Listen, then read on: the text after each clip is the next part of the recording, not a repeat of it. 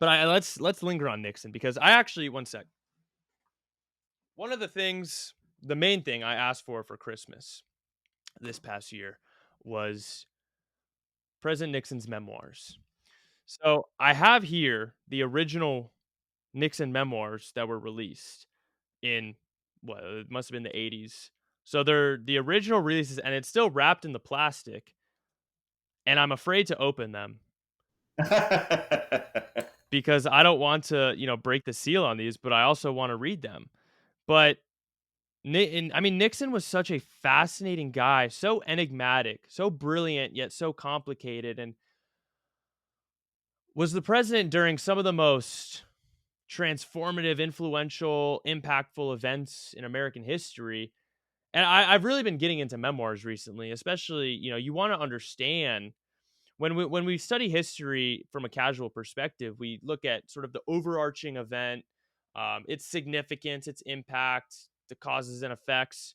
But something that I've really been trying to focus on recently is reading memoirs of people who are making decisions during those times, or who are directly involved, and understanding their perspective. So I have the Nixon memoirs here. I must say, the Truman memoirs are also at the top of my list. I mean, he made two of the most important decisions in American history, I think, in dropping the atomic bomb and then not dropping it during Korea when he was lobbied to do so. Um, but let's linger on Nixon a little bit.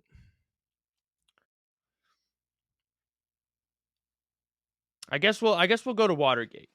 So, like you said, well, no, before we get to Watergate, I want to talk a little bit about Nixon's achievements. So you worked in the Nixon White House, and from what I understand, people who work in the White House of administrations tend to be very loyal to that president. Would you say that's true? Oh, absolutely. So I think Nixon was a great president. I think he made a lot of amazing achievements. How would you characterize the Nixon presidency? Sort of a broad question, but we'll start there. Uh, he was the last of the New Deal presidents, the last of FDR's generation. The thing that people forget, what gets lost in all of the Watergate and Vietnam, is he founded the EPA. Mm-hmm. You know that he wanted to he wanted to build a national healthcare system. He started the first uh, organized attack on cancer. Uh, he did a lot of things that Republican presidents later on shied away from because uh, I think what Nixon believed was the capability of government to do a lot of very good things if they were clearly identified and they were pursued with great vigor. Mm. Um, so in some ways, some people have argued he was sort of more of a Democrat in some ways, which, by the way, in those days, there wasn't a lot of difference.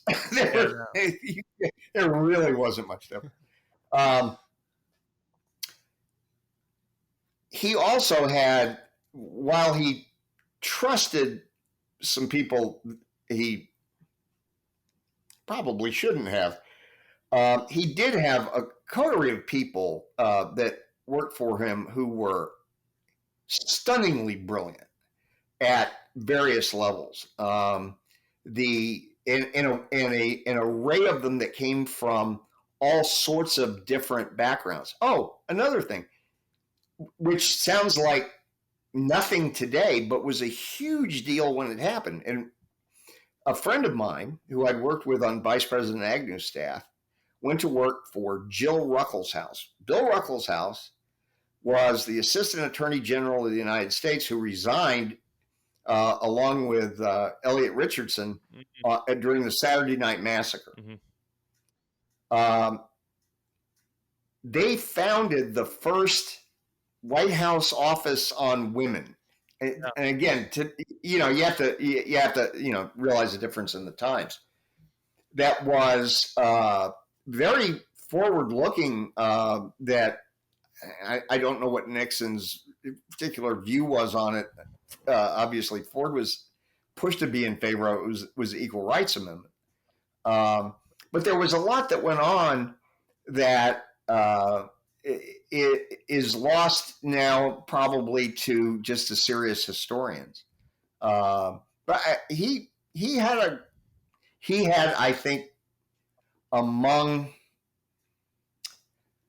presidents since uh, Roosevelt, and just my opinion for what it's worth, which may not be very much, but he had the clearest vision about America and perhaps where it should go. I mean, and it's one of the things. Anytime that you examine anyone, you're going to find things that you don't like about them, or things that they said that you don't agree with, or actions they took. But I think if you step back quite a bit from Nixon, I think you see more good Mm-hmm. in many ways than you see bad. It may in some areas be a close call, but um, but he had a clear, certainly with Russia and China, he had Mm-hmm. very clear views. Um, I can tell you that my interaction. I also spent time in Russia. Uh, that the Russians I met with, and they were all tertiary level or below, uh, but they had great respect for him. Mm. They also expressed that they had fear of him, that they had more fear of him than they did of Reagan, Really? which I found very interesting. But then again, that's a series of opinions from they were Russian newspaper people, and Russians newspapers weren't exactly the most open things. Yeah. So Wow. Yeah, I think he 100% doesn't get enough credit for his accomplishments. Watergate completely tainted his legacy, and I hope to be a small part in the movement to change that. Um, but especially in terms of his foreign policy, I mean, his accomplishments were astounding. Vietnam was we lost the Vietnam War, but that really wasn't his fault. It was Johnson who escalated the war. But particularly with China, I think the opening of China was absolutely brilliant. And I consider myself a conservative, and a lot of conservatives that I talk to about this disagree with me. Conservatives tend to be anti-China, but I really do. I will die on that hill because Nixon was the only guy who could have got that done. And speaking to that vision, the vision was absolutely. I mean, his vision was astounding because when he opened China, he said he envisioned this, and it came true as he said it would. He said, in 50 years we're going to be adversaries, so we at least need to be able to talk to each other. And he was the man, and he was absolutely right. I mean, China is an adversary now. Can you imagine if we didn't even have a sort of diplomatic relationship, if we were actual, not talking to each other, hostile? But he was the only man who could have got that done because of his previous record of anti-communism, especially as a Republican, because Republicans were very anti-communist at that time. And if he didn't have that record of being so anti-communist from his time in Congress and the Senate and as vice president, he would have gotten completely vilified and wouldn't have been able to get it done. And then, I mean, the masterful chess move of playing Russia and China off each other.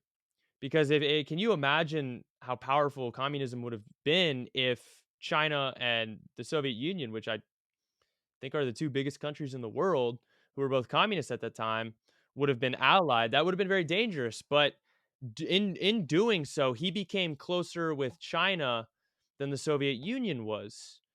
So it's sort of the enemy of my enemy is my friend. And ultimately, I think that led to the downfall of communism at the end of the 20th century and the end of the Cold War in a way, because it really weakened the USSR. in popular culture, there is there's a line about Nixon that was used, and anybody who noticed it, uh, it's much bigger than they think. In one of the Star Trek movies that was made in the 80s, Mr. Spock says to somebody, only Nixon could have gone to China. And it was a perfect line at that moment, and a perfect line in terms of understanding that sometimes the only way to make a friend is to have been their adversary. So I always thought that was a brilliant thing. But I think we have a lot. We have a lot that we owe him. The same thing with President Ford and keeping the ship afloat. And I have personal, very strong regards about Ford as a very good and decent man. But I don't think as many. I mean, every president he or she dealt certain cards, and but I think Nixon probably played the hand that he had better and farther than most presidents have.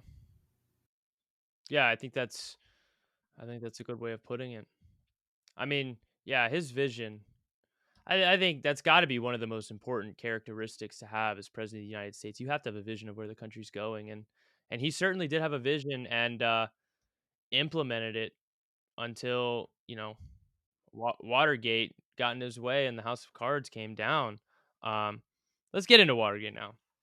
And I will like to get into Ford later because I share that sentiment of Ford being a great man. I think he's one of those presidents who made one of the most important decisions in American history in pardoning Nixon.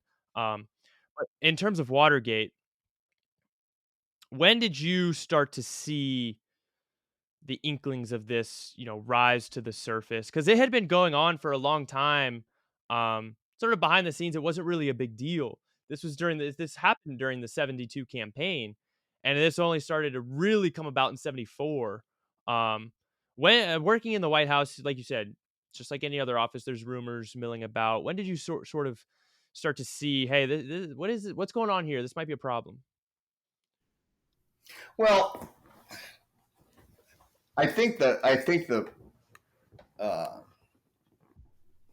the best answer is the truthful answer, and that is that most of what I knew of what was going on that was happening 50 feet away regarding Watergate or other things I learned from the Washington Post or from CBS News. Because I wasn't hanging out with these guys. Exactly. However,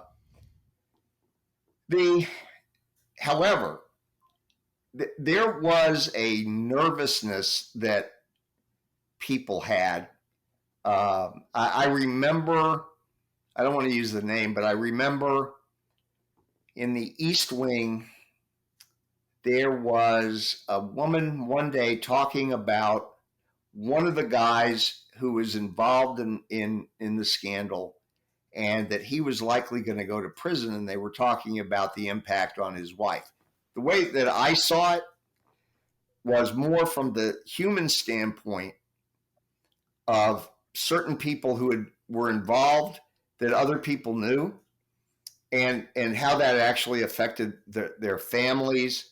Than I ever saw anything that went on until the very end. And then at the very end, because I was a lounge lizard, I got to see certain events occur, like Goldwater and Rhodes, coming over to tell Nixon the game was over. But I'll tell you what from my standpoint, as a citizen, when you'd hear a conversation and people couldn't wait to get the Washington Post in the morning, you knew that there was a problem. Because there were at that point, to the best of my recollection, there was almost a story a day, a new story, and of some sort. And yeah, the Washington population ate it up. It was one, obviously one hell of a story.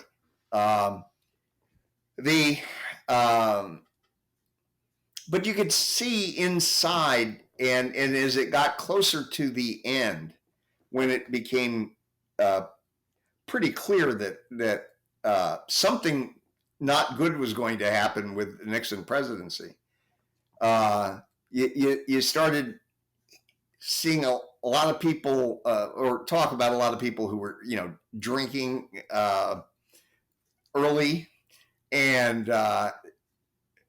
let's see, what was it in those days? Valium, which like a form of Xanax today. I mean, they were just like anybody else. Their nerves were shot, and they had no way to control any of it.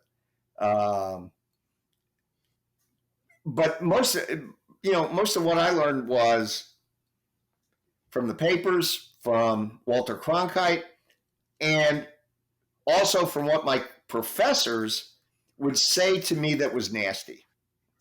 Sometimes they'd bring up something I didn't know or hadn't paid attention to. But I think that it's like most things. It goes along at a certain pace, and then all of a sudden it just falls apart. And that's what happened with President Nixon. It happens very slowly, then all at once. Right. There was an episode that most people don't know about, that is very interesting, particularly in light of constitutional issues these days, is that when the Supreme Court got the issue on the Nixon tapes, I remember a friend of mine who worked on the Hill was up there, and he waited out in front for them to read the decision, and called me as soon the minute that he could. That was issued, and forgive me because I'm going to have the time off, but it was issued at like 10 o'clock in the morning, and Nixon was in the Western White House in California. And he sat on his decision for hours until what may have been 7 o'clock Eastern time, something like that. Because, at least I have read stories and heard people say that there was a discussion of whether he would obey the court or he would tell them to go pound sand. And as a lawyer, and as a guy who was a statesman, he realized he couldn't do that. But he did think about it, apparently.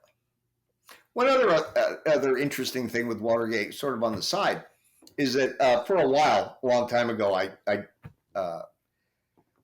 did some things and had conversations with a lot of people at the Nixon Library. And one of the things that I was told, that when they built the library, that Nixon insisted that the largest single exhibit, I think this is true, was to be about Watergate. Really? There was no shoving it under the rug. Yeah. And I always found that very interesting.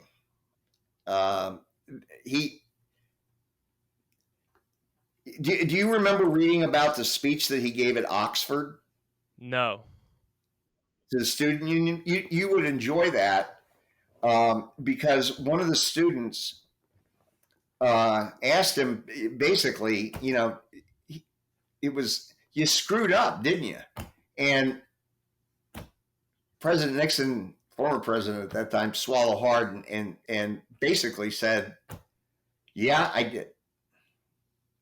Hmm.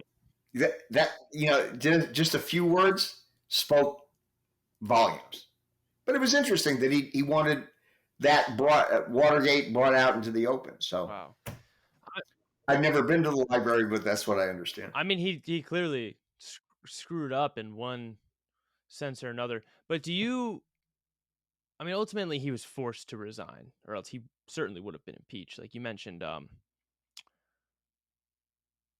Goldwater. Why am I blanking on his name? Goldwater came and met with him and said, "Look, Mr. President, you have no support in the Senate on the impeachment trials. Like you're going to get impeached." And so he really had no choice. He did screw up, but do you think Nixon thinks he's innocent?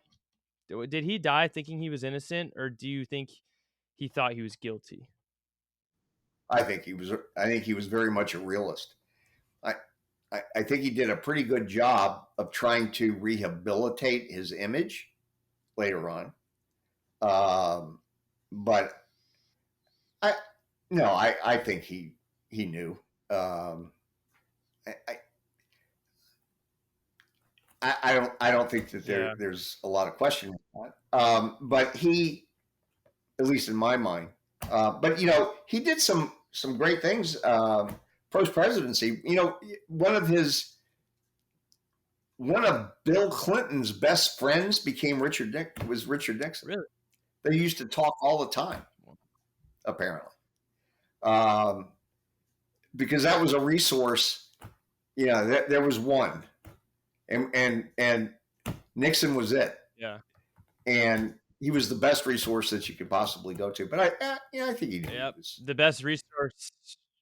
Yeah, the best resource he could go to for political scandals for sure, which Bill Clinton was very aware of. Um, but yeah, I mean, I have these Nixon memoirs here. Hopefully, I can find answers within those pages on that question. But I mean, I had like you noted, I had Jeff Shepard on the podcast a while ago, who worked on the Nixon defense team for Watergate, has spent his life researching this stuff, and he his point of view is that you know the Watergate prosecutions were a very bitter partisan thing. They were politically motivated to find whatever they could in order to frame him. It was sort of uh I'm no law nerd or lawyer, but you're supposed to find the evidence and then determine if they're guilty, not determine they're guilty and then sort of try to find evidence to support that, which he makes the case that the prosecutors did. And he was actually the one who named the smoking gun tape the smoking gun, which was ultimately the thing that really brought him down. But he says now, years later, that the smoking gun tape has been misinterpreted and misunderstood even by himself at the time, and that he was actually he was trying to protect the identities of two Democratic donors, not trying to cover it up. But I mean, it's really interesting. I think Watergate. There's more to the story on Watergate. I think, especially the media at the time, just really took it and ran, and it was so politically popular to be against Nixon after Watergate broke, that I do think Watergate deserves to be reexamined. Well, I would tell you this, Mr. Shepard and I've never met him. I read part of one of his books, um, but he and I would significantly disagree. Hmm. Um, I, if there was anything that everything starts with certain inclinations, certain opinions. For sure. But when you got down to the end and you were watching it, uh, you saw that one would see that it was not partisan. Um, I got to know Larry Hogan, Howard Baker. Um, you'll remember Hogan, gave a speech about in the Judiciary Committee about, my president should have said, "Go away."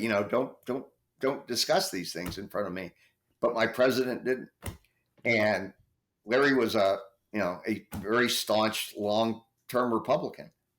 There, I think, except for there were a couple of guys. There was one guy from Orange County, California, where that's a very radically conservative kind of neighborhood out there. But most everybody on the Judiciary Committee had given that. Have you ever heard Barbara Jordan's speech? No, I have not. Listen to that. Oh, actually, you can read it in my book. I have most of the speech in that book. Oh, well, then I definitely did read it. It will give you chills. Oh, yeah, yes, I do remember, I'm reading about this, but I don't exactly recall what she said. Please do tell. Well, first of all, she had this marvelous voice. And she spoke about the Constitution. And she spoke about how when the Constitution was written that she was not part of it. But she talked about the sanctity of the Constitution, and that that the president had violated the sanctity of that document. It was so stirring. I remember watching it with some friends. Watching it was on in the evening. You didn't have a lot of live coverage of it. They replay it at night on PBS, and I think that each one of the networks took turns. And I remember watching it with some of my friends, and one of them saying, "There's no." After listening to Barbara Jordan, it was over. There was no way to get out of that. No way. Yeah. So, she's a Democrat from Texas, but again, there were some very partisan things that went on, and it just depends on your point of view. Agnew, which you may not know, asked Carl Albert, who was the Speaker of the House, to when all of the stuff came up on the bribery, he asked that it go to the Judiciary Committee for them to either vote up or down a bill of impeachment. And Albert refused. That was political because they clearly did not want. If Agnew was cleared, they didn't want him sitting there, and Nixon resigned, sitting there as an incumbent in 1976. So I mean, there were some things that were just very, very clear, but I don't think that one was. I really don't. That's good for a debate some other time. Yeah, it does make for interesting debate, but nevertheless, Nixon resigns, and gives a very famous farewell address in the East Room of the White House. That was one of the things when I was there in the East Room. I was like, wow, Nixon gave his farewell address to his staffers here. Jeff Shepard was there. You were also there. What was it being like in the East Room? What was the mood? And what did you think of what he said? Well, besides it being miserably hot, people were jammed in there, and I was in the back. In fact, I'm in some old films of that, and I pointed myself out to my children one time, and their remark was, "Dad, you could have never been that young." After the Nixons had departed, it may have been, I don't know anymore, 3-4 hours, maybe a little bit more than that. At some point, I was over in the West Wing doing something. And what I saw was that the pictures of President Nixon along the walls of the West Wing had been taken down, the photographs. You may have seen them whenever you went on a tour, if you went in the West Wing. And they've been there. That's been a staple for a long period of time. They were down, and there were pictures of President Ford. And people were working. People were setting up meetings for Monday. They were doing all of the normal kinds of things that they would do. And what impressed me was the United States did not skip a beat. We changed leaders. We did it with dignity. We changed leaders and we just continued the work. And it was very clear and it was very clean. Yeah, I do. That's a great point. I think that's a very important aspect of all of this. Is even in times of incredible uncertainty and controversy and chaos, U.S. Has that ability, that resilient ability to remain strong and carry on no matter what the threat. I mean, we had a little bit of a civil war at one point, but we came out on the other side, and if we can if we can do, if we can last that, if we can weather that storm, I feel very confident in the structure that our founders uh, created.